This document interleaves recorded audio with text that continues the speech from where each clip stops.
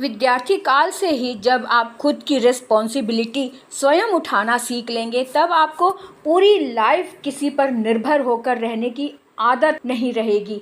बच्चे को बचपन से ही अपना स्कूल बैग, यूनिफॉर्म स्वयं ही तैयार करने की आदत डालनी चाहिए। यहाँ तक कि छोटे भाई या बहन की छोटी छोटी जिम्मेदारियाँ भी बच्चे को उठाने दो। बड़े होने पर पेरेंट्स के लिए ही बहुत बड़ी हेल्प हो जाती है।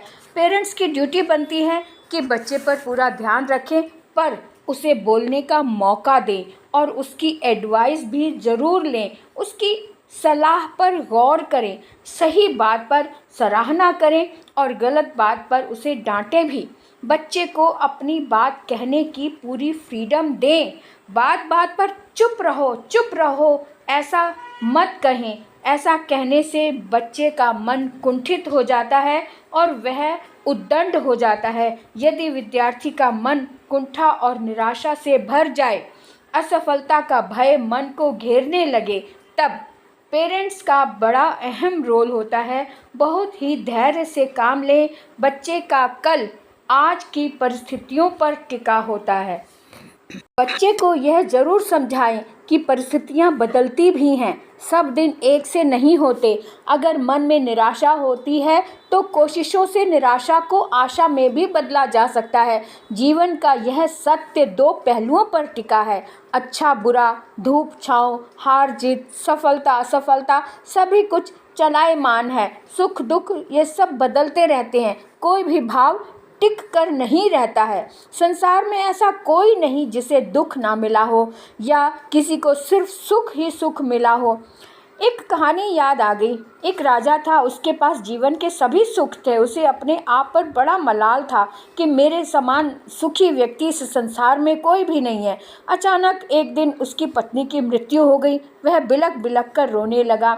सभी ने उसे ढांढस दिलाया कि सब ठीक हो जाएगा, पर उसकी मनस्थिति सुधर ही नहीं रही थी। वह बहुत ही अशांत रहने लगा। एक दिन उसके दरबार में एक तपस्वी आया। उसने राजा से कहा कि क्या बात है राजा, आप बहुत दुखी लग रहे हैं। तब राजा ने अपनी सारी बात बताई। तब सन्यासी ने कहा, इसी का नाम तो दुनिया है, यही जीवन है। जीवन में सुख दुख आते जाते रहते हैं।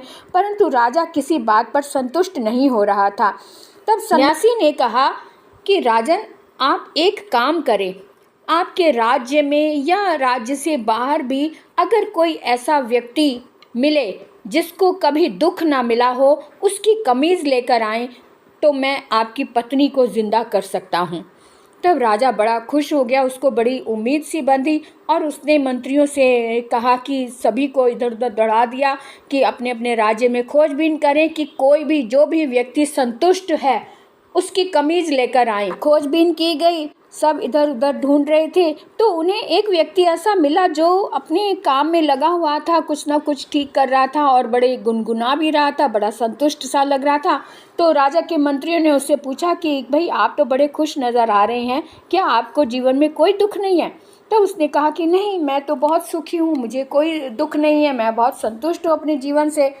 तब मंत्रियों ने कहा कि हमें राजा की आज्ञा है कि जो व्यक्ति संतुष्ट है उसकी कमीज़ लेकर आए। मंत्रियों की बात सुनकर वह हंसने लगा, कहने लगा, ये तो बड़ी अजीब बात हो गई। मैं संतुष्ट हूँ, सब ठीक है, लेकिन मेरे पास तो कमीज़ ही नहीं है, मैं कमीज़ कैसे दे दूँ? राजा ऐसा सुनकर बड़ा हैरान हुआ कि जिसके पास पहनने को कपड़े नहीं है वह संतुष्ट कैसे हो सकता है। तब सन्यासी ने कहा कि राजन, मैं यही बात आपको समझाना रहा था कि हर व्यक्ति अपने अपने तरीके से जीता है। किसी के पास कुछ है तो किसी के पास कुछ नहीं है। किसी को मुकम्मल जहां नहीं मिलता, कहीं ज़मीं तो कहीं आसमां नहीं मिलता। यही जीवन का सत्य है।